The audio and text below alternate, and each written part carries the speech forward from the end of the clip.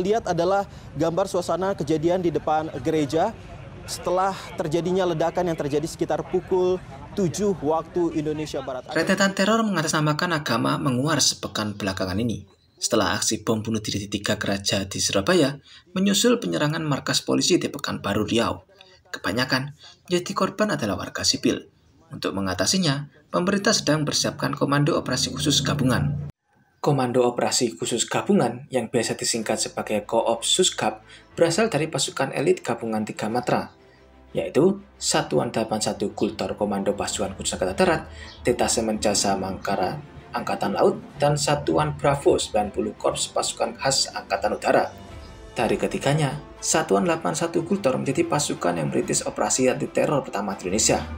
Ketika dipimpin oleh Luhut sebagai komandan pertama, Satuan 81 Kultor masih bernama Detasemen 81 Anti Teror. Namaku Bapak Min yang akan menjadi host kalian. Hari ini kita akan membahas tentang sejarah pembentukan Koopsusgab ini. Inilah channel Bangsa Indonesia.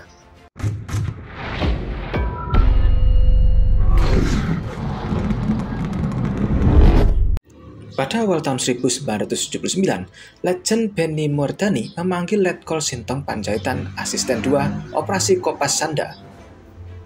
Benny menyampaikan analisis tentang berbagai macam kemungkinan yang setiap saat harus dihadapi oleh aparat keamanan. Salah satu topik utama bahasan itu adalah kemungkinan timbulnya ancaman teroris. Menurut Benny, ancaman tersebut antara lain akan muncul dalam bentuk penjajakan pesawat. Pada dekade 1970-an misalnya, aksi membajakan pesawat serta penyanderaan penumpang cukup sering menjadi modus operasi di teroris di berbagai negara.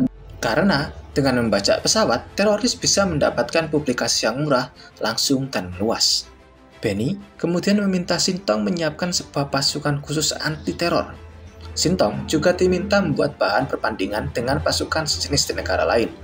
Untuk itu, 2 perwira menengah Kopasanda dikirim ke luar negeri. Mereka adalah Mayor Luhut Panjaitan dan Kapten Prabowo Subianto. Keduanya menempuh didikan di Kreuzberge GSG 9, Satuan Anti-Teror Polisi Federal di Jerman Barat. Terjadinya peristiwa pembajakan pesawat Garuda Woyla pada tahun 1991 kian mempercepat pembentukan pasukan anti-teror. Setibanya Luhut dan Prabowo kembali di Indonesia, pasukan khusus anti-teror yang terorganisasi mulai dipersiapkan. Pasukan tersebut mengambil personelnya sendiri dari Kopasanda. Luhut dan Prabowo ditapuk sebagai komandan dan wakil komandan pertama. Seleksi pasukan hendak bergulir, namun Kopasanda belum menentukan nama unik pasukan anti-terornya. Benny lalu menyarankan agar Luhut menanyakan kepada Panglima ABRI, Jenderal Muhammad Yusuf. Ketika Yusuf meninjau ke markas Kopasanda, Luhut dan Prabowo langsung menghadap. Mereka mengusulkan detasemen anti-teror yang baru diberi nama Detasemen 81 Anti-Teror. Alasannya, Detasemen Anti-Teror dibentuk pada akhir tahun 1981. Namun secara resmi, Den 81 Anti-Teror berdiri pada 30 Juni 1982. Muhammad Yusuf pun setuju dengan nama Detasemen 81 Anti-Teror.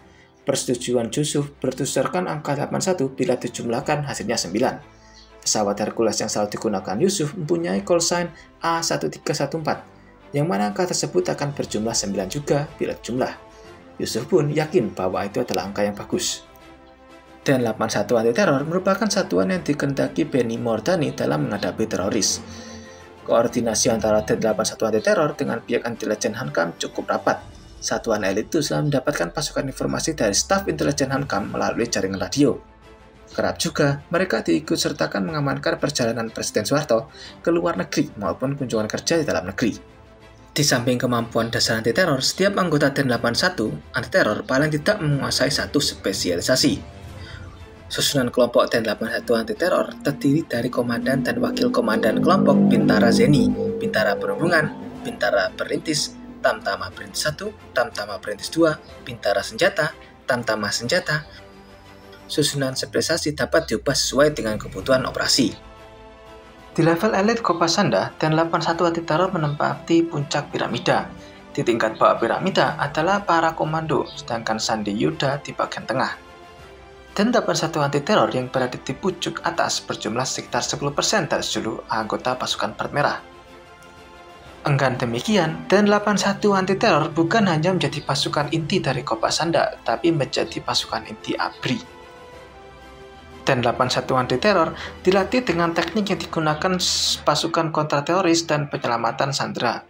Sebuah unit kecil berkekuatan 300 personel yang dapat dipanggil 24 jam sehari sepanjang tahun untuk melakukan misi-misi khusus. Pada awal tahun 1990-an, dan 81 anti teror dibubarkan. Ia kemudian digabungkan ke dalam Kopassus dengan nama Satuan 81 Penanggulangan Teror Gultor. Selama sedekade eksistensinya, mereka diketahui berlatih bersama-sama dengan SFODD dari Amerika Serikat, GSG-9 di Jerman, SHS Inggris dan Australia, serta pasukan khusus Malaysia. Bahkan, sekalipun tidak pernah dibenarkan maupun dibantah, ada desas-desus Satuan 81 Gultor telah berlatih bersama Sayeret Matkal pasukan khusus anggota persenjataan Israel. Adapun perlengkapan dan persenjataan yang digunakan berasal dari berbagai negara, seperti Mini-Me buatan Belgia, M16 buatan Amerika, Mini Uzi buatan Israel, dan tentu saja senapan serbu MP5 buatan Jerman. Nah, itulah cerita tentang asal-usul pembentukan Satuan 81 Gultor, pasukan anti-teror dari TNI. Kami harap kalian tertarik dengan topik kami hari ini, dan agar kalian tak ketinggalan topik menarik kami lainnya, jangan lupa untuk subscribe dan tekan tombol loncengnya. Jangan lupa juga untuk follow Instagram kami di @bangsafakta agar kalian tak ketinggalan topik fakta unik yang akan selalu kami update setiap harinya. Namaku Pak Bakmil dari channel Bangsa Indonesia. Sampai jumpa lagi di episode selanjutnya.